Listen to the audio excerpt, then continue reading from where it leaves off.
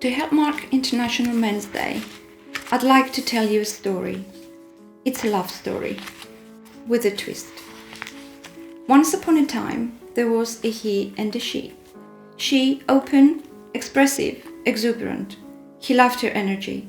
He, reserved, extremely generous, and a very private person. She loved him for it and thought him to be a beautiful man. He and she met, fell in love, and became inseparable. They went to the cinema, ate in, ate out, made each other laugh, and had endless cuddles. They even had fun when doing the most mundane things. Some years later, they got married and life became even better. They both worked, and at the end of each day, he'd ask, "How was your day?" And she would say, "Good, not bad at all," or "Had a bit of trouble today," then proceed to tell him about it. And then she'd ask, "And yours? How was your day?" And he'd say, "Good," or "Nothing much, a few things here and there, but all is taken care of." So they'd have dinner, watch some TV, then switch off and go to bed, always together. They had some wonderful holidays over the years. One of them was just last May in Ireland. They really enjoyed themselves, and a few days after they returned, they celebrated her birthday, browsing antiques, having lunch out, and eating ice cream. That particular week, he appeared even more affectionate than usual. He told her he loved her more often, told her she was beautiful, and on a few occasions, he held her hand really tight. He'd always written her little notes and left them around for her to find, but at the end of that particular week, on the Friday afternoon, he wrote her loads and loads of those notes, whole pages of them. In them, he told her that he loved her very much and that she was the best thing that ever happened to him. At the same time as he wrote, she set off home from work, looking forward to a lovely weekend with him. They cherished their weekends together. And so the faster she drove, the more notes he wrote. Finally, she pulled up outside the house, and when she saw his car on the drive, she felt happy and excited that he was already home. She waited for him to come out and move his car as he always did, so that she could get in the garage. But when he didn't, she got out of the car and went to the front door. She unlocked it and pushed it open, and saw that the curtains behind were drawn. One can only do this from the inside, she thought. So he must be in. But why would he draw the curtains? It was broad daylight. Something cold swept over her then. With her heart in her mouth, she pushed the curtains aside and saw the notes, his ashen face, the rope. So what went wrong?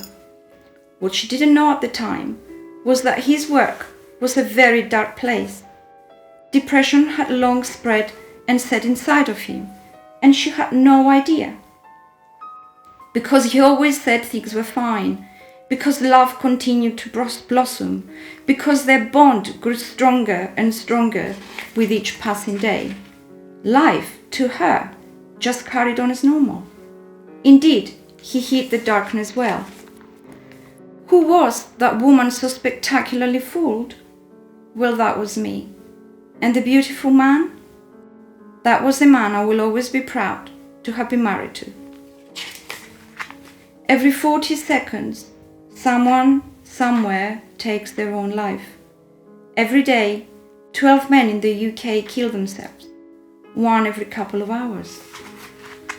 Don't rely on your man to talk. Chances are he won't. Don't take yes for an answer.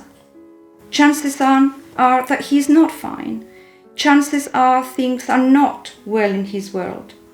Worse still, chances are he's finding refuge in your relationship. There is only one thing worse than depression: undiagnosed depression. Depression can be cured. Undiagnosed depression cannot.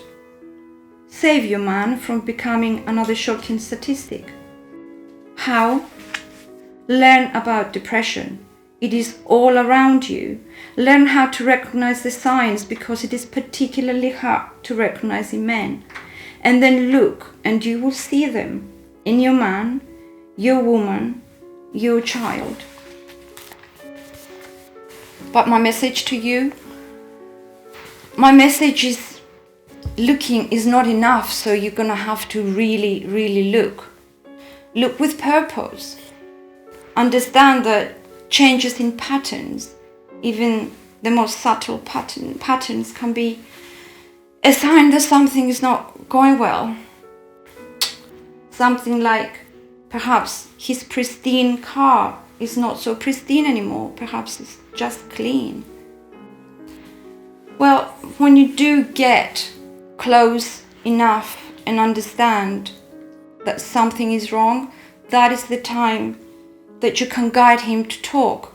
He may not want to talk to you, but there are many people out there he can talk to and find out so much information about all of this. There's Samaritans, there's Mind, there is Calm, campaign against living miserably, and there is Papyrus, which is particularly good for young people. Well, and then if the unbearable happens, which I hope it won't happen to you, you can get one of these little people. Well, they are like little people because they'll keep you off the floor. They'll keep your arms full and you will carry on saying, I love you too. Hey, Bobby. Keep well, everybody. From Bobby and Maria.